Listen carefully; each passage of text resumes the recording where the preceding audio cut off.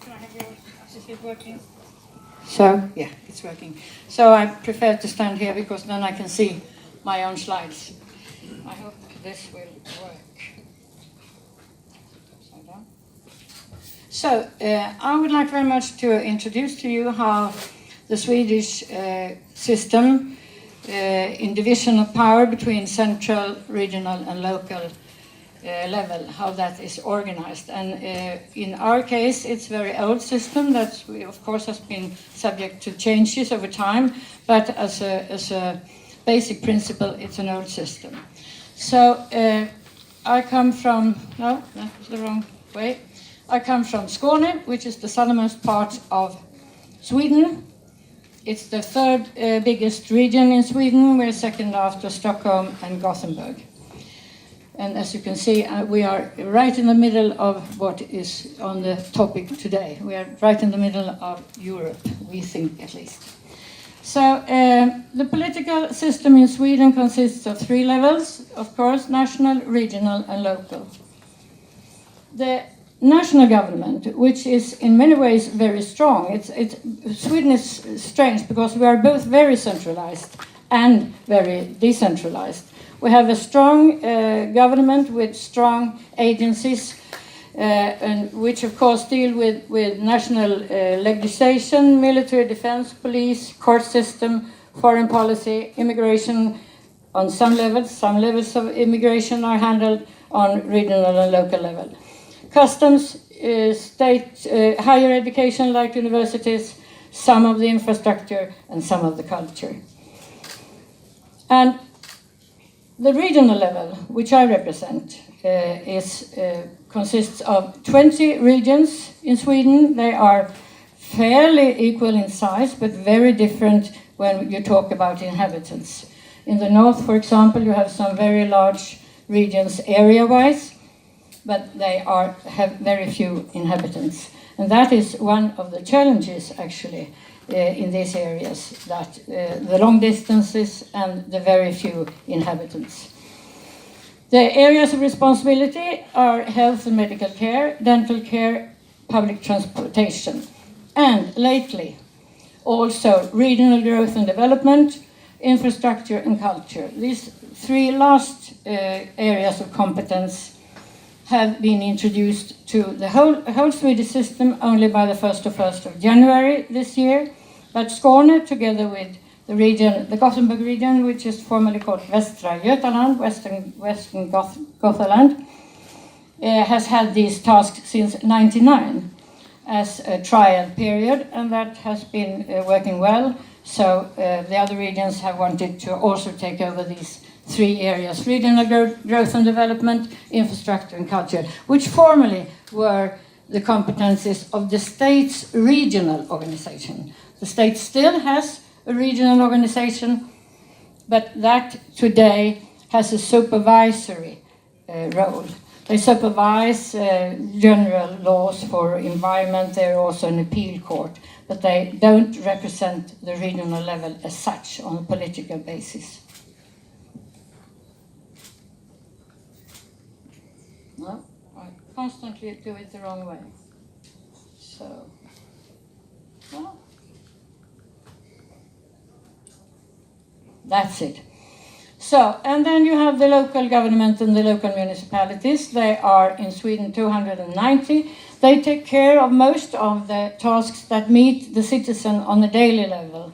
That is child care, schools, elderly care, keeping streets, parks, water supply, fire department, rescue areas, physical planning and land use. That is not the case in all countries in Europe, but in Sweden it's very, very strong responsibility of the municipalities. They have the right to decide over land use and physical planning. Housing, of course, and culture also. Some municipalities can add to this. This they have to do. They also can do some other things, leisure for youths and other kinds of tasks that they do on a voluntary basis. As I mentioned, we have 290 municipalities, and that is means, of course, that they are very, very different in size, not only in area size, but particularly concerning inhabitants. The largest is the city of Stockholm, with approximately 1 million inhabitants, and the smallest is a small municipality up north with 2,500 inhabitants. And that is, of course, just as with the sparsely populated areas, this is one of the challenges, because it's, of course, today, with a complex society, it's very difficult for a small municipality with 2,500 inhabitants to take responsibility of the same areas of competence as, for example, Stockholm City. So that is one of the challenges, and this is growing more and more politically sensitive, actually. This has, amongst other things, the effect, I will come to taxation then, but this has, amongst other things, the effect that these small municipalities often have forced to take out higher levels of tax from the inhabitants because of the complicated situation they are in. This is very important. I think that the Scandinavian, and today actually one of the most apparent countries in this area concerning regional self-government, the Scandinavian countries. The other Scandinavian countries are getting a little bit away from this, actually. Both Norway, Finland, and Denmark are bit by bit dismantling some of the regional and governmental powers. But in Sweden, we think it's a very important element in the democratic system, and it's written in the constitution, so you can't just change it. It's a complex thing to change it. And the most characteristic, which I think which stands out in comparison with many other systems, is the level of independence. It's a very large degree of independence. For example, there is no hierarchy. It's a very difficult word. It's no hierarchy between the levels. So we as a region can't tell the municipalities, do this and do that. The government can't tell the regions and the municipalities, do this and do that. The only thing you can change the division of tasks and powers is by making a law, is that the parliament makes a law. Otherwise, you can't command between the areas. And this, I think, is not the case in many other countries. Also, we are independent concerning finances.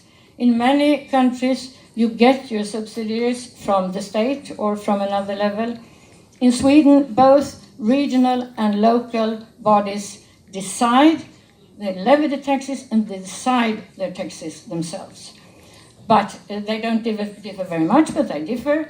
Roughly, the inhabitants pay 10% of their income to the regional level, and roughly a little bit more than 20% of their income to the municipal level. And as I said, that is a problem because some of the municipalities have great challenges and they have few inhabitants and they have difficulties in living up to those expectations. So I think that was my last picture, yes. Thank you for your attention. Thank you. In the field of administration, so you are at the third mandate as a mayor. Fourth, so yes. So please tell us more maybe about what happened till now in Thank the you so administration much. of Cluj. Yes, please. First of all, about Romania, we have our constitution from 1991. We do not have the regional level in the constitution. So this is a problem and a challenge in the same time. We have the central government. After that we have 41 counties, and after that local government level.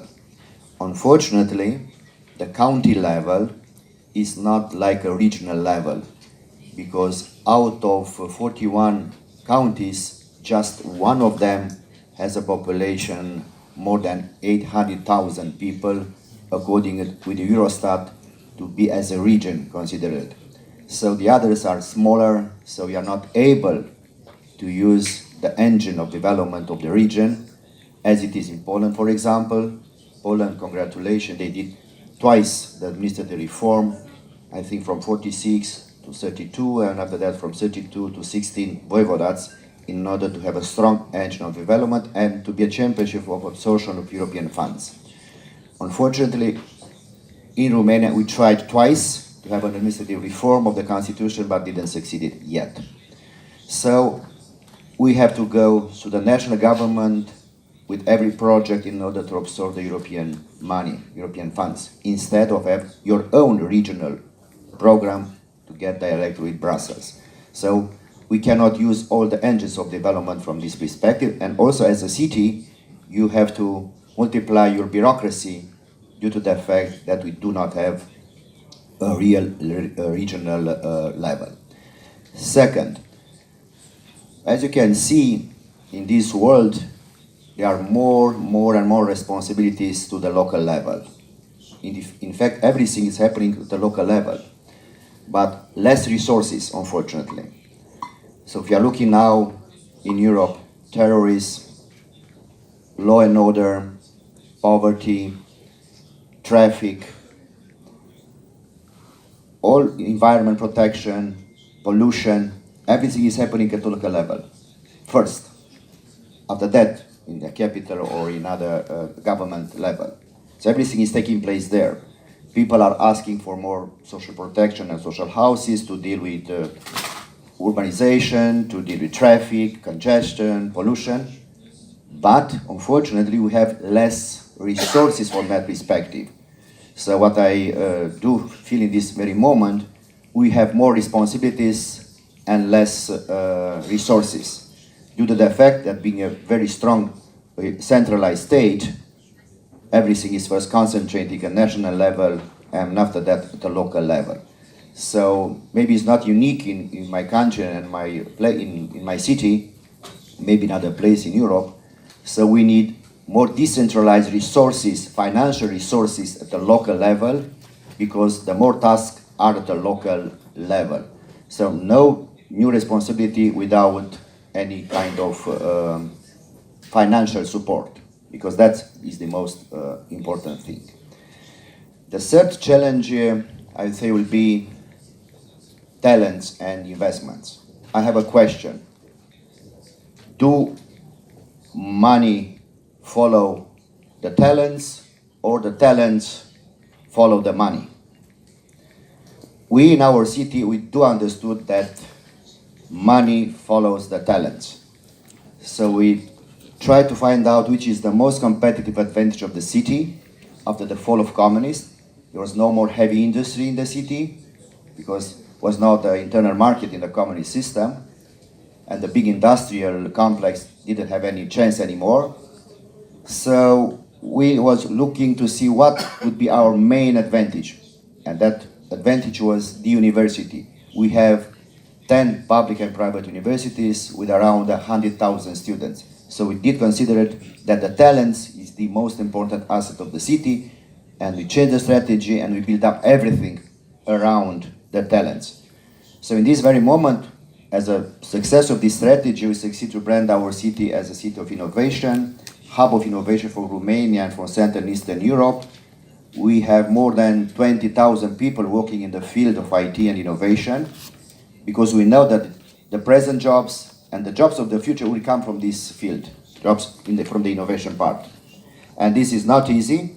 First, we did not restructure all the industrial buildings, all the industrial land in malls or in real estate. We built up buildings for innovation, class A, with all environmental protection, and also we gave incentives to the constructors who build up the first office bureau for innovations. So 50% of taxes were cut if you build up a green building. So we succeed to have many offices in the area with talents together and to bring to brand as a hub of innovation. Last but not least, we try to use technology as a tool to improve the quality of life. Because I do understand in this very moment, to have a very attractive city, you have to have a quality of life. The quality of life is becoming as important as the job. Yes, you are looking how much do you earn, but at the same time you are looking where you live. You have to have a pleasant place with a quality of life, safe, attractive from cultural and events part, and your very good education, very good health. Everything is connected with quality of life. So we try to do as much as we can to have the best quality of life in order to have investors and to keep our talents home. And this is the last challenge. How can we keep our talents home? And especially for Romania, how can we bring back our talents from Europe and for over the world? Because 20% of the population of Romania is living outside of Romania, unfortunately. Mainly in Italy, Spain, Germany, and other countries, even in Sweden, some of them.